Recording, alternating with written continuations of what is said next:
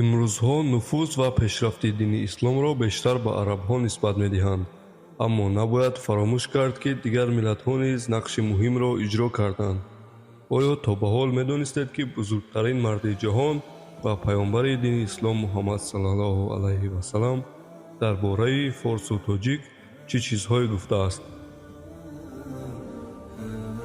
салом, хушомадед ба канали расмии тоҷикон.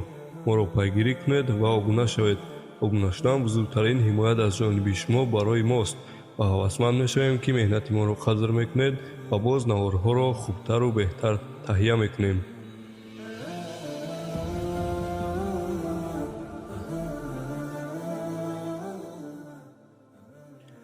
шахсияти муҳаммад саллаллоҳу алайҳи васалам чун пешвои ислом инак 1400 сол аст, ки дар байни ҷонибдорону мухолифони ӯ баҳзу мунозираҳо меангезад. вале сарфи назар аз ин мунозираҳо, муҳаммад саллаллоҳу алайҳи васалам як инсони фурӯтанд, ростқавл, хоксор ва покманишу некмаҳзар буда, аксаран ба риёзату ниёиш умр ба сар мебурд. ӯ дар тӯли зиндагиаш аз инсофу адолат, бародарию баробарӣ, дастгирию пуштибонии аҳли ислом пайравӣ мекард ва шукӯҳу ҷалоли зоҳириро намеписандид. ба қавли муаррих Табарӣ, ӯ бо 27 ғазо ва 9 ҳарб Бадр, Уҳуд, Ҳандақ, Хурайзо, Бани Мустаълиқ, Макка, Ҳайбар, Ҳунайн ва Тоиф ширкат варзида, барои интишори ислом тамоми ҳастиашро бахшидааст. паёнбари ислом ҳатто дар моҳҳои вопасини умраш омодагӣ ба ҷанги Сурияро медид. сипоҳи муҷаҳҳазу муназзами исломро гирд овард, вале марг ӯро амон надод ва ин амри ӯро яке аз нахустин халифаҳои Рашидин Абубакри Сиддиқ анҷом дод. хуб дӯстон, мепардозем ба ин, ки паёнбари ислом дар бораи форсу тоҷик чӣ чизҳое гуфтааст.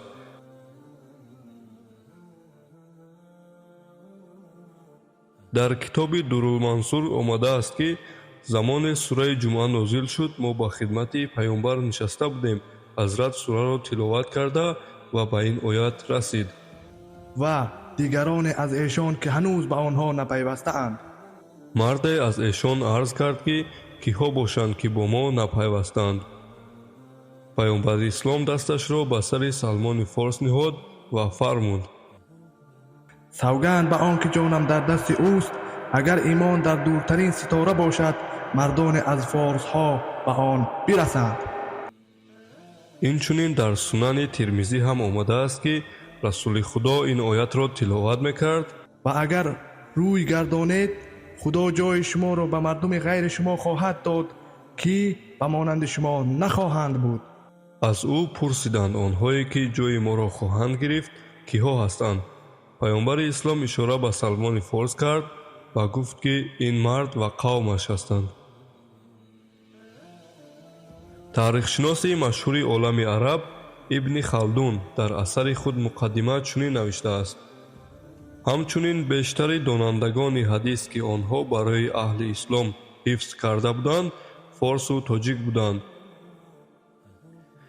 ибни Халдун дар ҷои дигар мегӯяд, ки ҳамчунон бештари муфассирон форсу тоҷик буданд ва ҷуз аз форсу тоҷик касе ба хиҷз ва таҷвини илм қиём накард ва аз ин рӯ мисдоқи гуфтори паёнбар саллаллоҳу алайҳи васалам падид омад, ки фармуд: агар дониш ба гардани осмон даровезад, қавме аз мардуми форс ба он ноил мешаванд ва онро ба даст меоранд. хуб дӯстон, таваҷҷӯҳи шумо ба Салмони Форс ҷалб шуд. Салмони Форс кӣ буд, ки дар канори паёнбари ислом Муҳаммад саллаллоҳу алайҳи васалам менишаст? дар бораи Салмони Форс навори пурра дар канали мо дидан кунед.